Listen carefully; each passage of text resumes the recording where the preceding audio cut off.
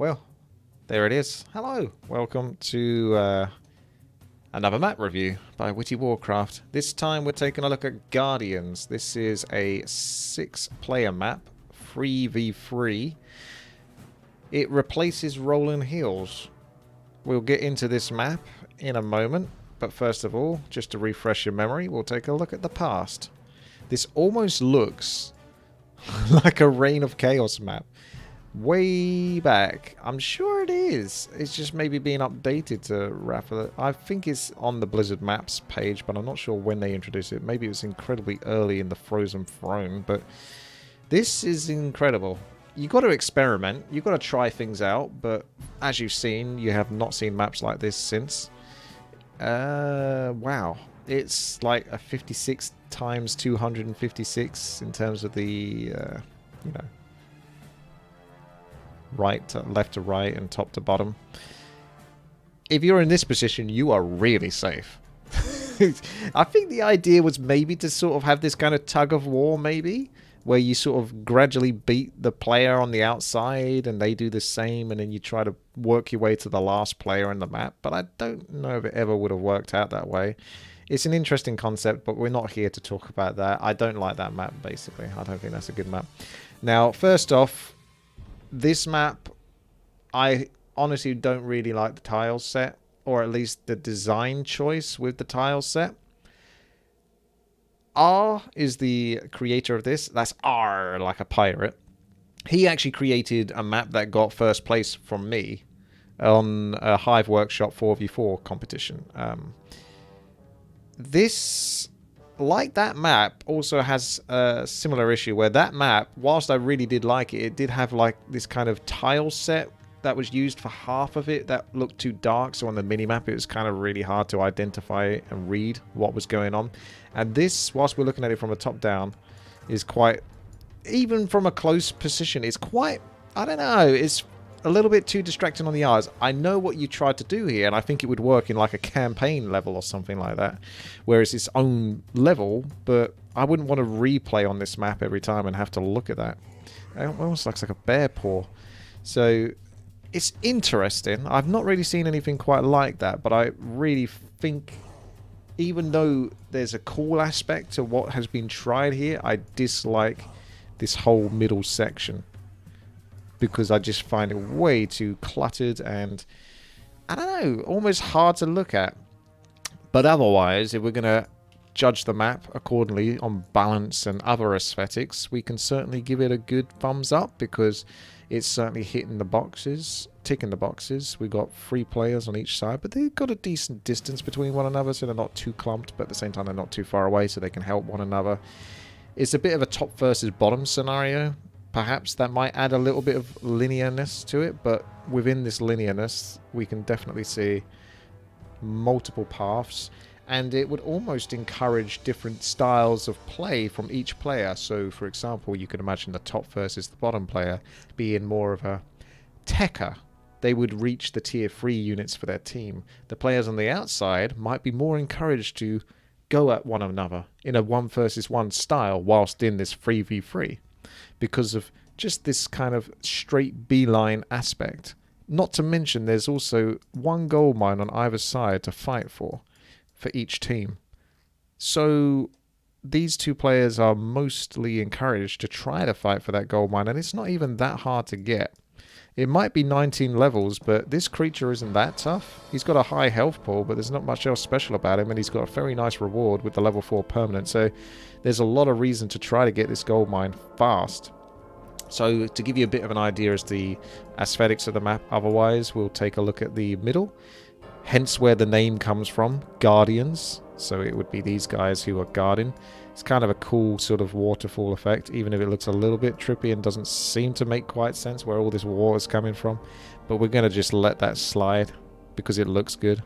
And there's some nice arcane sort of ruins, or runes, whatever you would want to call those. Lovely pillars mixed with the cliff tiles and the wooden aesthetic. I think really looks cool. Hey, free to breathe. That reminds me, I need to take a breath in between talking. Generally speaking, I think it's a really cool looking map. This tile set, whilst it is a nice feature, it's not something I would want to play on multiple times, because it would just be like, oh, my eyes.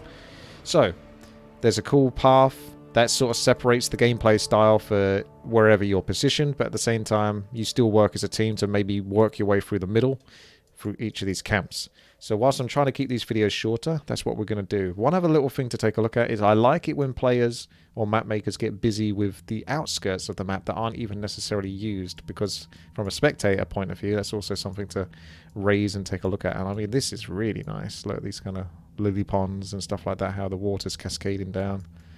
Very cool. I like it a lot. It's just sort of just helps, because otherwise this little bit looks a bit more bland, but not all of it has to like hit, if that makes sense. But you can sort of see the comparison of what this looks like in comparison to sort of how gorgeous all of that looks like. But that's fine, because that suits with where it's positioned. But if it was like that all the way around, it would be a lot more boring, is the point I'm trying to get. Right, so let's take a look at the object editor. You want me to look at it from Reforged mode, maybe, so it looks better. Maybe. I don't know. I'm not really going to try to load up the map editor again in Reforged and do all that. I'm trying to keep these videos short as it is. It's more of a brief review than a full analytical breakdown. So that's not what I was looking for. We're going to the object manager. We're going to the players and the passive, so we can see the buildings. You have Fountain of Mana.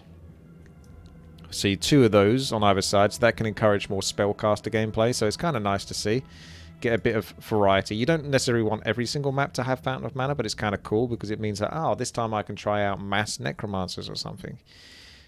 Goblin Laboratory, Goblin Merchant, but there's no mercenary camp, which I always feel like it'd be nice to have one of those, because it just means there's an extra unit you can pick up, particularly in team games, even more so than 1v1. 1v1 it can also be for balance purposes. It's kind of cool to have an extra unit to help you secure your expansion or even attack and put some extra pressure on your opponent. But in team games, you're not really necessarily thinking too tactically with the mercenary camps. It's just, oh, there's an extra cool unit I can buy. I'm just going to go mass assassins this time. For units, we've got this kind of, how would you say, woodland style creatures with the trolls and the furbolgs. It's almost like this is an ancient ruins, the guardians. Time has passed and nature has taken over once again, but not all of nature is good.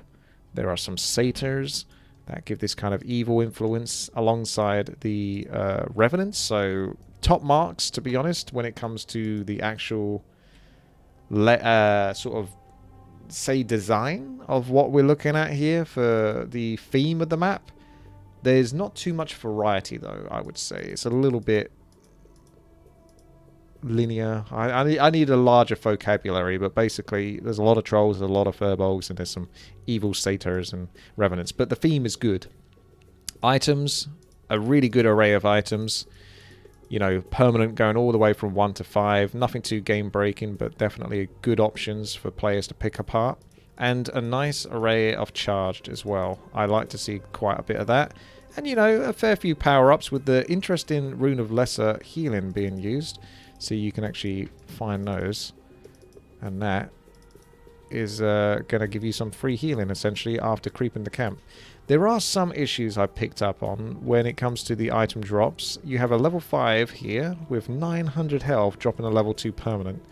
That's not really rewarding enough. Whilst the creep camp itself is only 7, do you really want to spend that time killing this guy? A level 2 permanent item isn't even necessarily bad, but 900 health is a bit much. Maybe drop the 900 health down to 600 health. Not that you're going to change the creatures, because that would change the actual melee aspect of it, but maybe boost the power of the other 2 creatures. Do you see what I mean? And use a different revenant. Nick's saying, shame about the effort put into everything else, but then the tiles are just a mess. A quick showing of a map in Reforged would be neat, at least to see if the tile set works there. I mean, okay, I can try, I guess. So I'll have to spend less time looking at the creatures. So generally speaking, I think the item drops can be a little bit skewy from here to there, but for the most part, the starting items are definitely good. Like, this is on point. This is a level 1 permanent item from a 4-level camp. Very nice and easy, but nice and rewarding to get you off to a start. There's another green camp not far off, and that's a level 2 permanent item. So there's a few green camps to bounce back and forth, and then you got the slightly tougher orange camps, but you can work on those. I was actually wrong about the gold mines though. I just noticed that now. There's actually really easy, comfortable, secured natural gold mines that the players have. 2 each for a 3-player team, so that extra player is going to have to fight over the middle.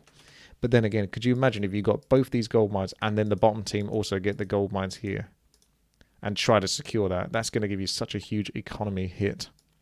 Okay, so with that all said and done, I think that's generally speaking the map looked at. So how do I look at this from the Reforged aspect? I think I've got to come out of my editor. First, I need to go into map description. I need to change it over to HD. And then the downside is I'm going to have to save the map, which I certainly don't want to do. Hang on a second. No, that's... Asset mode is HD there. Okay to that, but come out of this, but don't save it. And try that again. I hope you're happy now, guys. I hope you're happy. The application is already running. So we can take a very brief look at the map. Hopefully it doesn't take 6 hours to load because it's reforged. Ruining the flow of the video, Nick. Banned. Okay. So this is reforged. Already, instinctively, it's incredibly dark. So it works better from a reforged aspect because it's not so painful on your eyes, but at the same time I hate how dark reforged is. Look at that. It's like depressing almost in comparison to looking at it from classic. I think reforged just honestly for me really just only works for like custom campaigns or something like that. I'd be happy to play this as a custom campaign, but there's no way I want to play this as a competitive melee. No way. It looks beautiful, and I can take my time to appreciate sort of like some of the efforts put into like the graphics, but I don't like it otherwise. I'm a classic boy through and through. So there you go. That's Guardians replacing Rolling Hills. Definitely worthwhile map. I think for 3v3, though I don't play it, I think 3v3 players will really appreciate this because I think I've noticed that from other 3v3 maps. I can't remember, is it Timbermore Hold? There's a kind of similar style to this, except it's a bit more angled. Your players are kind of pretty close to each other, not very close to each other in Timbermore Hold, but you've also got these gold mines on the outer skirts or in the middle that the players kind of work towards. It's just this kind of thing for different players to fight over, and another one can go outskirt. It's hard to explain, but I think 3v3 players will appreciate that this map isn't necessarily like all the others. I think there's a distinctive difference between what each player might be assigned role-wise. Right, that's the end of the video. Thank you very much for watching and trying to keep it short. Take care.